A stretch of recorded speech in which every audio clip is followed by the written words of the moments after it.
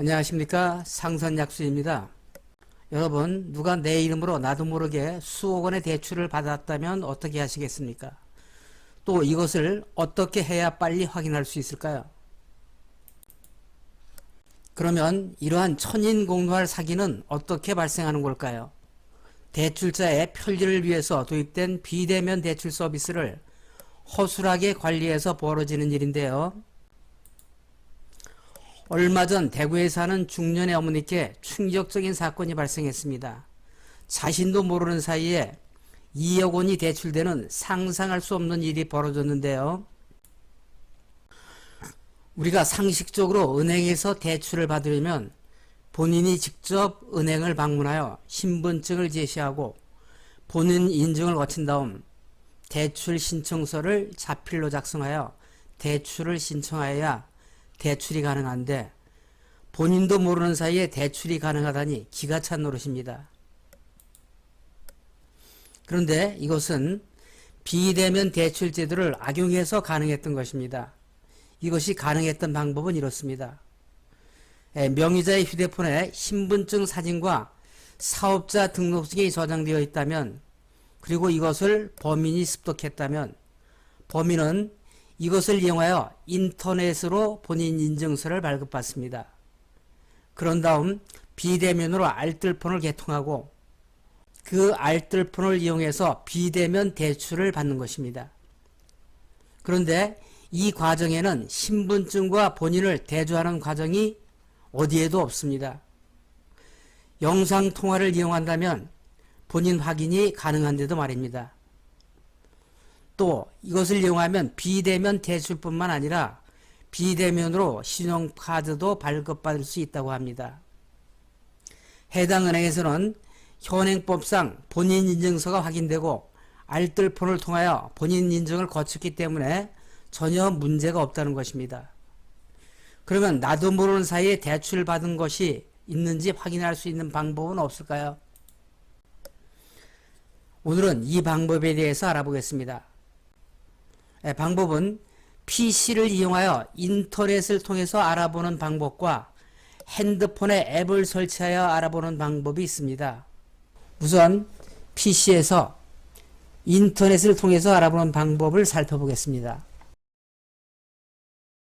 마이크로소프트 엣지나 크롬 등 웹브라우저를 접속하여 검색창에서 계좌 통합 관리 서비스를 입력합니다.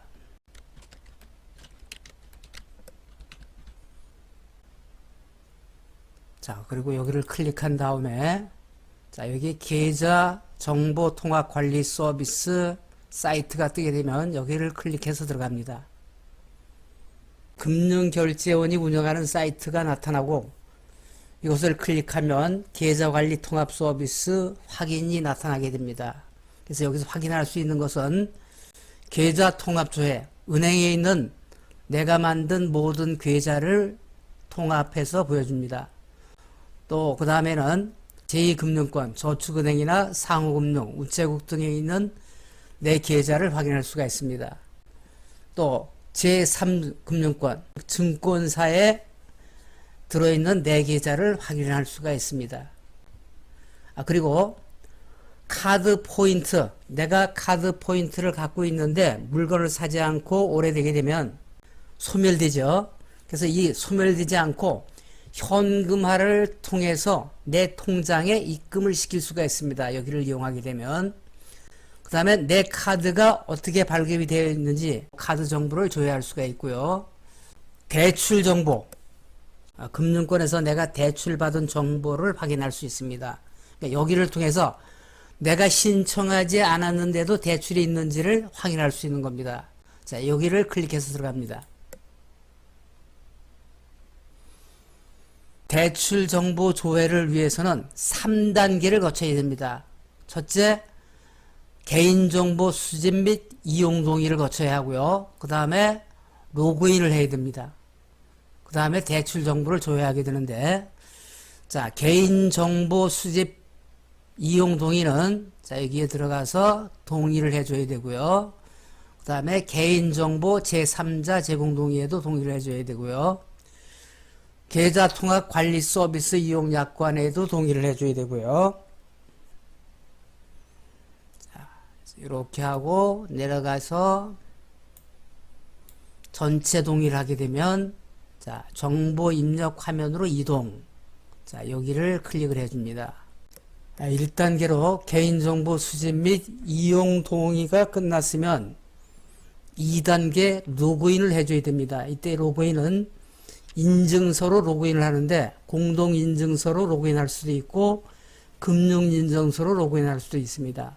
자, 그러기 위해서 자, 주민등록번호 앞자리 생년월일 6자리와 뒷자리 개인번호 7자리를 입력을 합니다. 그럼 입력이 됐으면 공인인증서 로그인을 해줍니다. 자, 그러면 저장 매체가 어디에 되어 있는지를 선택을 해줍니다.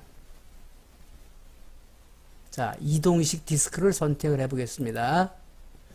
자, 그러면 이 중에서 내 인증서가 어느 건지를 선택을 해주고요. 인증번호를 입력을 합니다. 자, 인증번호가 입력이 됐으면 확인을 눌러줍니다. 자, 그러면 직접 본인이 인증서를 선택을 했는지를 확인하기 위해서 본인 확인 휴대폰 인증을 진행을 합니다. 본인 확인하러 가기 클릭. 자, 본인 확인 휴대폰 인증은 그래서 보안 문자를 입력을 하고 확인. 그런 다음에 내가 인증서를 개설한 은행을 자, 선택을 해줍니다.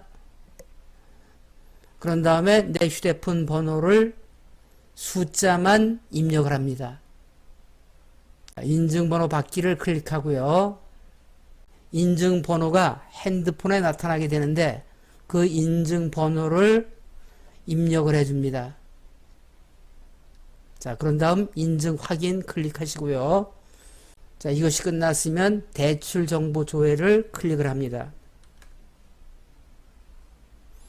자, 그런데 조회하기 전에 자, 여기 잠깐 조회 전 이건 꼭 알아두세요 하는 메시지가 나타나는데 여기에 대해서 좀 자세히 읽어보시고 다 읽어보셨으면 상기 내용을 모두 확인하였습니다. 여기에 클릭을 해주고 조회하기를 클릭합니다. 자, 그러면 대출 정보를 조회하기 전에 대출 정보 조회 서비스 이용을 위한 위임 동의라는 것이 뜨게 되는데 여기에서 위임 동의를 해 주셔야 됩니다. 자, 여기 보면 아래 항목 중 이메일 주소 입력 후 인증서를 통한 전자 서명을 진행해야 됩니다. 자, 그래서 여기 위임장이 뜨게 되는데 위임받은 자는 금융결제원이 되고 자, 그 다음 위임을 하는 자는 자, 내가 의뢰하는 거니까 내가 되겠죠. 내 이메일 주소를 여기에 입력을 해주고 다음 단계로 넘어갑니다. 그렇게 되면 1년 동안은 다시 위임장을 자, 작성하지 않아도 된다는 것이죠. 자, 그래서 마지막 단계로 여기 위임 동의를 해줍니다. 자, 위임 동의를 한 다음에 확인을 누르고요. 그렇게 되면 다시 본인 확인을 위한 인증서 암호 입력을 자, 다시 해줘야 됩니다. 그래서 여기를 선택을 해주고요. 인증서 암호를 다시 입력한 다음에 확인을 눌러줍니다. 자, 대출 정보 조회 지금 현재 해당 내역이 없습니다. 이렇게 나와 있습니다. 즉 대출한 것이 없다는 거죠.